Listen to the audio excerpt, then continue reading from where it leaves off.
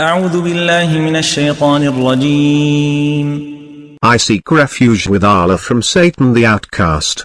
وأقسموا بالله جهد أيمانهم لئن جاءتهم آية ليؤمنن بها قل إنما الآيات عند الله وما يشعركم أنها إذا جاءت لا يؤمنون.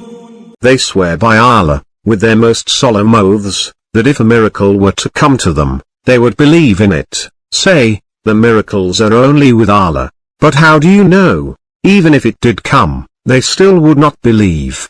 ونقلب أفئدتهم وأبصارهم كما لم يؤمنوا به أول مرة ونذرهم في طغيانهم يعمهون.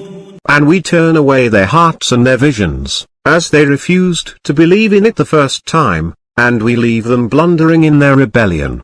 ولو أننا نزلنا إليهم الملائكة وكلمهم الموتى وحشرنا عليهم كل شيء قبلا ما كانوا ليؤمنوا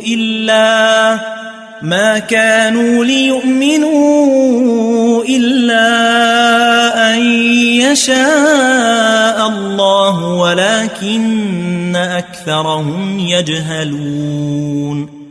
Even if we sent down the angels to them, and the dead spoke to them, and we gathered all things before them, they still would not believe, unless Allah wills, but most of them are ignorant. وكذلك جعلنا لكل نبي عدوا شياطين الإنس والجن يوحي بعضهم إلى بعض زخرف القول غرورا ولو شاء ربك ما فعلوه فذرهم وما يفترون. Likewise, we have assigned for every prophet an enemy, human and jinn devils, inspiring one another with fancy words in order to deceive, but had your Lord willed, they would not have done it, so leave them to their fabrications. وَلِتَصْغَى إِلَيْهِ أَفْئِدَةُ الَّذِينَ لَا يُؤْمِنُونَ بِالْآخِرَةِ وَلِيَرْضَوْهُ وَلِيَقْتَرِفُوا مَا هُمْ مُقْتَرِفُونَ. So that the hearts of those who do not believe in the hereafter may incline to it, and be content with it, and that they may perpetrate whatever they perpetrate. أَفَغَيْرَ اللَّهِ أَبْتَغِي حَكَمًا وَهُوَ الَّذِي أَنزَلَ إِلَيْكُمُ الْكِتَابَ مُفَصَّلًا وَالَّذِينَ آتَيْنَاهُمُ الْكِتَابَ يَعْلَمُونَ أَنَّهُ مُنَزَّلٌ من ربك بالحق فلا تكونن من الممترين. Shall I seek a judge other than Allah, when He is the one who revealed to you the book, explained in detail?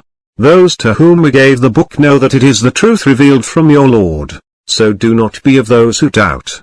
وَتَمَّتْ كَلِمَةُ رَبِّكَ صِدْقًا وَعَدْلًا لَا مُبَدِّلَ لِكَلِمَاتِهِ وَهُوَ السَّمِيعُ الْعَلِيمُ. The word of your Lord has been completed, in truth and justice. There is no changing to His words. He is the hearer, the knower.